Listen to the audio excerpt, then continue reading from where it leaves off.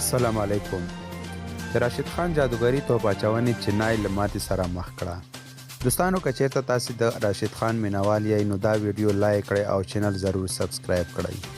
دوستانو نن د هند غوره لیګ یا د IPL سیالیو په دوام پر 33مه لوبه سنرایزر حیدرآباد لوبډلې په 6 وکټو چنای سوپر کینګ لوبډلې ته ماتې ورکړه. په دې سیالۍ کې افغان لوبغاړي راشد خان هم جادوګري توپ اچونه ترسره کړه. نوموړي 2 لوبغاړي وسوځول. په دې سیالۍ کې پچا چنای سوپر کینګ لوبډلې وګټله او لومړی د توپ وهنې پریکړه وکړه. چنای په ټاکلو 20 اورونو کې د 5 لوبغاړو په سوځېدو سره 133 منډو هدف حیدرآباد لوبډلې ته وټاکه.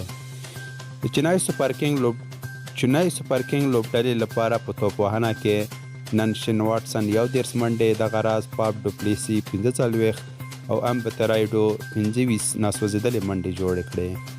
د سنرایزر حیدرآباد لپاره په توپ اچونه کې تر ټولو ښه توپ اچونه راشد خان ترسره کړه.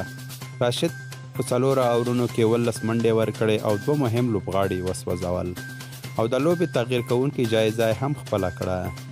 سنرایزر حیدرآباد لوبډلې د 133 منډو هدف په 18 اور کې د 4 لوبغاړو په سوځېدو سره پوره کړ او سیالۍ پر 6 وکټو وګټله. د حیدرآباد لپاره په توپ وهنه کې د پیل توپ وهونکو نیمه سلیزې وهلې. ډیوډ وارنر په 50 منډو وسوځېد، دغه راز جینیو بریسټو بیا 11 ناسوځېدلې منډې وکړې او هوډا بیا 14 منډې جوړې کړې او سیالۍ وګټله.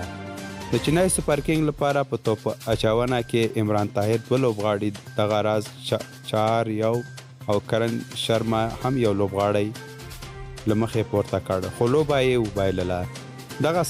دغه سیالۍ سنرایزر حیدرآباد لوبډلې په 6 وکټو وګټله او د لوبې غوره لوبغاړی ډیوډ وارنر ونومول شو. وارنر په نن سیالۍ کې نیمه سلیزه وهلې وه. وسلام.